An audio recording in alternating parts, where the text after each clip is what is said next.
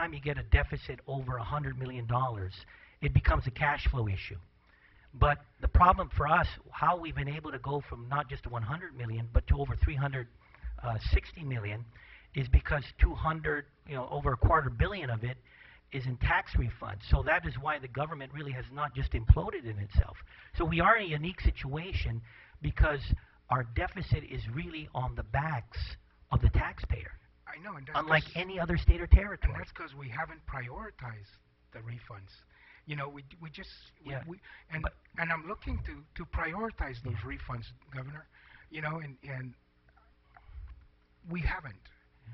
Not only you, every other administration has always shortchanged, and every time we try to. I mean, I've introduced the legislation that would not shortchange our people, and we've had problems implementing it. And so, I'll be very frank with you, Governor. I don't see a plan for being current going forward. I just see a plan to pay everything back, but to be current going forward, I don't see it. I don't see the commitment. I don't see the revenue structure and the revenue stream to be current going forward. I mean, if you look at this projection, we're estimating a revenue growth, and yet we're only going to commit the 109. So, and that may be minor. We can tweak that, but it's that issue of I haven't been satisfied. There's a two-pronged plan on cutting expenses. I'm stuck because of we're tracking a $40 million tracking deficit for this year. I'm doing a lot of things that in fact are going to be unpopular because our personnel costs are such a big chunk of the operating costs of government of Guam. That, and I know I've had my discussions with Vice Speaker Cruz. Some of this stuff is because of financial, there is a reduction in force, but parallel to that, there also is a reorganization and streamlining. But I'm doing both. And again, I will convey that to you. We're going to show this commitment, and this administration will get the heat from it. In fact, I'm getting the heat from it from you folks now about not touching personnel. And I decided, rather than doing across the boards, which would have an impact, especially how do you do that with public safety, with health care? You can't do it like a paper cutter. So we're going to have to make some tough decisions. And the personnel, it's going to be on cuts on personnel costs, but that means a reduction in the number of employees of the government of Guam. We started with the unclassified, and we'll be moving forward with a classified force. But parallel to that, we will be moving on a reorganization plan. For some of you folks, and I'm going to telegraph the punch, some of you guys have introduced the bills. So Senator Duane, as part of that, is a reorganization. And I don't want to get into the whole oversight on reorganization, but we are going to be moving land organizations together. We're going to be putting some functions of offices into the Department of Administration. So we will be moving, and that's why I want to show you our commitment, because the cuts that we are doing now, and that's why there's been some confusion in the public. All the difficult cuts that we will be making is perspective. It is to ensure that future years we have enough revenues coming in to cover the tax refunds and cover the operating costs of the government. This bond borrowing really, in reality, is just to catch us up from this long, the past due obligation. And that's why they're kind of running concurrent with each other. Yeah, and Governor, as we look at this, and look at your numbers here, these are from your people, and we take a look at long term, and you say there's no plan to address the issue. Well, let's just bear with me for a minute here. And if we did the 120, and there's $173 million, including FY 2010 tax. And so if we did 120, that brings us down to maybe 150. I mean, it actually takes us down to 50 million, and we then stay current going forward, we would then have, according to your number here, 2016, actually, in the next fiscal year, we would have an extra $1 million and so forth. In these numbers, if these are correct, by 2014, we would have an additional 12 million. We can put that into tax refunds. We would have an additional 30. That is another, $32 million. That would pay off everything past past due from the 2010, and we remain current going forward in 2011. Then in 2016, we would have a $75 million surplus. We can certainly, and that's including the 109 for refunds in 2016. So we'd have a $75 million surplus. We can pay any of past due refunds. In 2017, we would have a $91 million surplus in 2017. And then in 2018, we would have a $95 million surplus. 2019, we'll have a $54 million surplus. If we paid everything with the $120 million, we take the next 2 years, that's another 50 back, and we remain current. We don't need to borrow the additional $200 million, and we would save $400 million in interest over the next 30 years and pay that. I mean, that's the way I look at it, from that bigger perspective, more global perspective of not just the burden today, but the burden for the next 30 or 35 years. Sure. Mr. Chair, I know that's why you guys are trying to deal with this issue too, and that's why you put that amendment. You know, obviously, I want to, I'm putting our proposal out, and our proposal will deal with all prior obligations. And that's where we have this difference.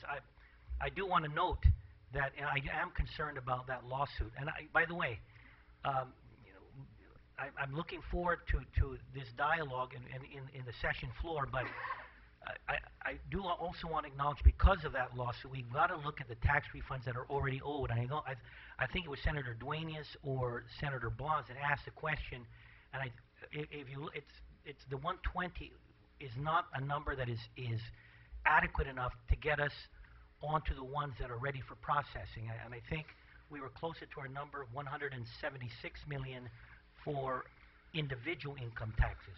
173. 173. Yeah. And then I think if you added corporate and everything else, we're up to 200. What was that? 245. So again, as we move forward in this progression towards dealing with the deficit and dealing with the tax refunds, I'm here to offer our entire package, but understanding that you have to make decisions, and you know, you folks, you know, that's your prerogative. I want you also to take a good look at what those numbers that are owed now. Yes, absolutely. And the only reason why I want you to take into consideration that lawsuit as you deliberate. Yeah. But thank you so much for making that amendment to deal with partial tax refunds. I know, and so definitely we're trying to do that, Gov, and then save the people of Guam and our children, you know, another $400 million in interest payments on something that we could fully pay down in 2 to 3 years, just using the surplus from your revenue projections. You know, I just want to follow up also, Madam Speaker and Governor. You know, since you're congratulating this side for certain things, I want to congratulate you for your ability to tell a good story.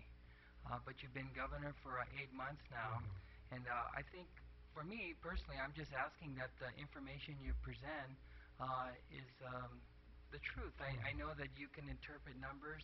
For example, I written you a letter asking you to clarify that of the 112 people you say you reduced from your payroll at the governor's office, 95 of which were from the previous administration. You have yet to respond to that letter I sent.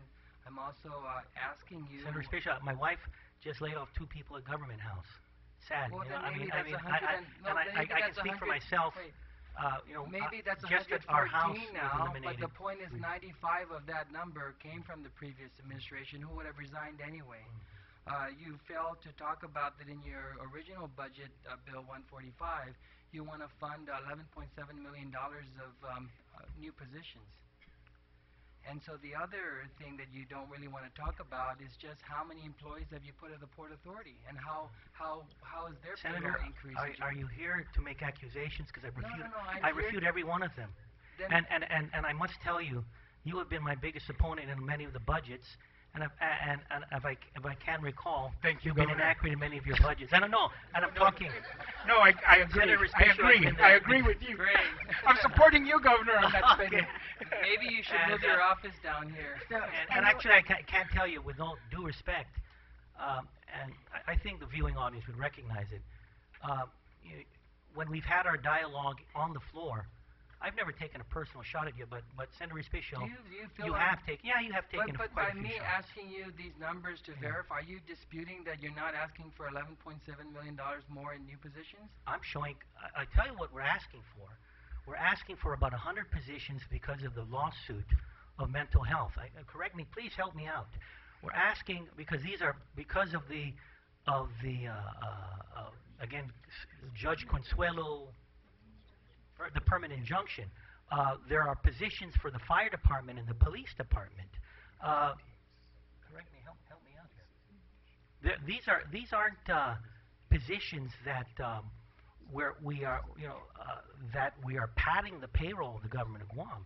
There's going to be a reduction. I'm telling you, I'm proving it. I'm cutting, and if you say I'm cutting from my administration, I'm cutting from the prior administration, I'm cutting. I'm cutting our pay, and there's going to be more cuts. So we're going to prove it. By the way, you think I liked it when I had to withhold and withdraw on the Hay study? You were one of my biggest criticizers for it. You felt, hey, get the Hay study. But of course, I saw the financial position we're in. It's very difficult to make decisions such as holding back in people's pay or reducing their pay or terminating them. I've done it. Yeah, and I think I've been very sincere with this body. So again, Senator Respicio. Well, you just can't say one thing and keep doing another. And I'm saying one thing and I'm doing it. Unlike anyway, Senator Respicio, I don't want to get into a debate with you. And I don't want the debate either. I really would like to just try to focus on the bond. Sure. So I'd like to go ahead and move on. And it's unfortunate that, again, we are focusing on the bond. But this is all part of building this trust. We agree how the money should be borrowed and spent, but it's on the expenditure side. Let me ask you, when I do make my cuts, which I will be doing, will you endorse those cuts? Since you are now questioning me whether I've made those cuts. When I make those cuts in personnel, I'm looking you straight in the eye. Are you going to endorse those cuts? I'm not questioning the cuts I'm asking you. I'm asking you a question. I'm asking you to be truthful. Can you please answer my question? I'm just asking you. And I'm saying I'm making cuts, and I have. Now, when I make those cuts, will you endorse them? Well, that's certainly your prerogative, is it not? Will you endorse the cuts on personnel to keep this government viable? Well, maybe things can be done differently, I but see I wouldn't. You have not answered the question. Neither have you. Neither have you, I've sir. made the cuts. Neither have you. I have made the cuts, Senator and Governor. I mean, you have not answered my question Governor, once again. Thank you, Senator. And besides, you have forgotten that when you're up here anyway, it is the senators who ask the questions. So, I'm yes. We've all jumped in. We've all jumped in. With all due respect, here as well. There has to be respect. Everybody's jumped yes, in here. and I'm allowing you to go ahead and because whenever you speak, I have not interrupted you. Thank you, Madam Chair. But I came here because my people were told they were to make a presentation, and you laid the ground rules very clearly. Yes. And then they proceeded to make a presentation, and they were cut and cut and cut again. But at the That's same time, though, Governor, when I had allowed it was only because clarifications needed to be made before we proceed in the presentation. So I'm going to go ahead and move. Only one thing, though, because I've not even said anything yet or even asked any of my questions, that when you are going to talk about or start to lay off people, we really would appreciate it that you don't take a quote from any one of us, in particular me, to let the individual know that you're laying them off because of what one senator said in the legislature. And that's all I ask is you have the prerogative, you have the authority by law, and and use the law because it will support exactly what it is that you're trying to do. And that's all that's being asked by, I think, anyone. Madam Speaker, I fought the good fight.